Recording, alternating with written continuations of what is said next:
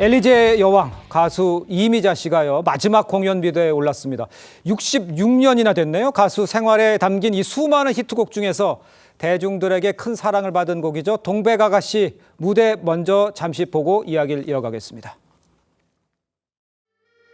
이야기 하재근 문화평론가와 함께 이야기 나눠보겠습니다. 안녕하세요. 안녕하세요. 지금 저 노래 이제 동백아가씨잖아요. 저 인기가 그러니까 이미자 우리 선생님이 데뷔할 당시에는 아주 신드롬에 가까운 인기가 있었죠. 어마어마했습니다. 네. 동백아가씨 인기가. 그러니까 이미자 씨가 1964년에 저 그 을지로에서 서울 그 충무로로 넘어가는 그 사이에 있는 녹음실에서 네. 만삭의 몸으로. 근데 너무 더워가지고 세숫대에 물 담아서 이렇게 발 담근 상태에서 녹음을 했거든요. 그래요?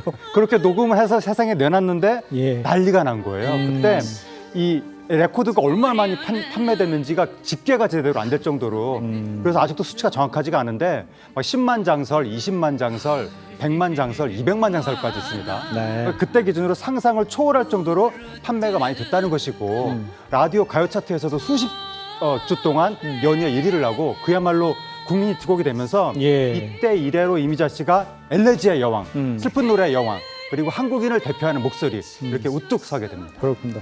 근데 이거 외색 시비로 금지곡으로 지정된 순환도 겪었다 그러는데 잠깐 설명을 할 필요가 있을 거예요. 네, 그 동백아가씨가 외색이라고 해서 또 금지곡이 됐었고 또 이미자 씨의 다른 노래들도 뭐 일본 풍이니 뭐 비탄조니 또 무슨 심지어 일본 노래 표절했다는 누명까지 씌워서 금지곡이 됐었는데 그게 다 해프닝이었거든요. 네. 이렇게 된 이유는 아무래도 대중가요에 대한 편견이 좀 작용을 한 것 같습니다. 옛날에는 대중가요를 뭐 저질이다, 막 퇴폐다 이렇게 생각했던 시절이 있었거든요. 예. 그런 거 더하기 또 트로트에 대한 편견이 있는데 트로트가 자꾸 일본에서 들어온 음악이라고 생각하는 게 있는 거예요. 근데 이 트로트는 일본 음악이 아니라 그러니까 일제시대 때 서구 문화가 일본을 거쳐서 한국으로 들어온 거잖아요.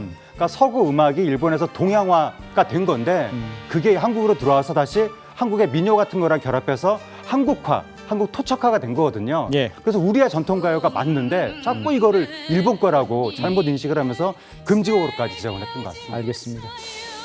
자, 드라마 주제곡으로 여성들의 마음을 울린 이미자 씨의 또 다른 히트곡 여러도 있었습니다. 잠시 들어보겠습니다. 우리의 이제 굴곡진 현대사를 관통하는 노래로 큰 사랑을 받았습니다.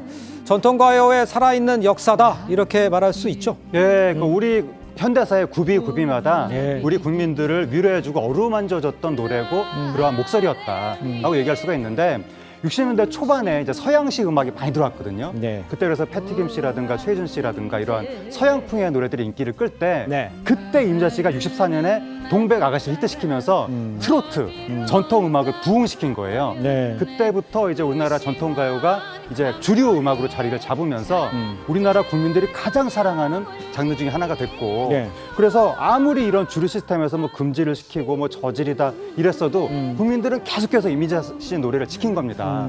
그리고 해외에 나갔던 분들도 항상 이미자 씨 노래를 들으면서 위로를 받았던 거예요.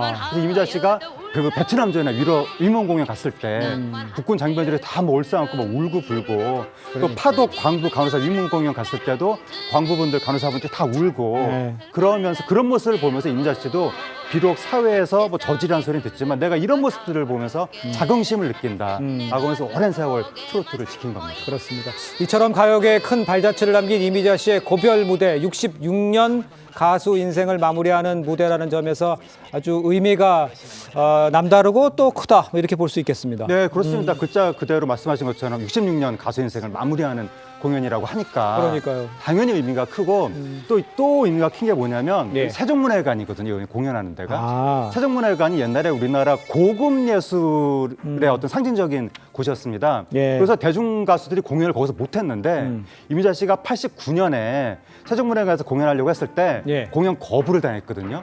트로트 뭐 저질이다 막 이래가지고 예. 결국 공연해서 대중 가수상 최초로 세종문화회관 공연한 기록을 세웠는데 요번에 마지막 공연을 딱 그 장소에서 하면서 요번에는 공연 거부를 당한 게 아니라 네네. 세종문화회관 측에서 이미자 씨한테 공연 좀 여기서 해주십사 작년부터 세 번째 요청을 한 끝에 삼고 초려 끝에 이번에 성사가 됐다는 거예요. 그러니까 이미자 씨가 이제 수십 년 그 자리를 지키면서 이제는 세종문화회관이 삼고 초려를 모시는 가수가 됐다. 그런 의미가 있는 것 같습니다. 알겠습니다. 자, 고별 무대에 앞서서 이미자 씨는 은퇴에 대한 생각을 직접 전하기도 했었습니다. 잠깐 들어보도록 하겠습니다. 은퇴 이 말, 이 단어는 저는 좋아하지 않습니다. 그냥 조용히 노래가 할 수 없을 때에 조용히 그냥 그만두는 것이 낫지 않나 그런 생각에서 은퇴라는 말은 제가 하지 않았습니다. 이것이 마지막이라는 말씀은 제가 드릴 수 있을 것 같아요. 그 이유는 우리의 전통 가요가 사라지지 않고 우리 후배들한테 물려줄 수 있는 대를 이을 수 있는 사람들을 마련해서 그렇다면 나는 이 공연으로 마무리를 충분히 지을 수 있겠구나. 자, 이미자 씨는 이제 노래를 그만둬도 이제 모든 활동을 끝내고 은퇴는 아니라고 강조를 했다고 하는데 방송 출연에 대한 가능성 좀 열려져 있다 이렇게 보면 됩니까? 어떻습니까? 네, 그러니까 이민자 씨가 은퇴는 아니라고 한 거거든요. 네. 그러니까 앞으로 공연이나 레코드 취급은 하지 않겠다라고 이야기를 한 건데 예. 그렇기 때문에 이제 단독 공연은 안 한다고 하더라도 방송 출연이라든가 단발성, 이벤트성 그러한 활동은 할 수도 있을 것 같습니다. 알겠습니다.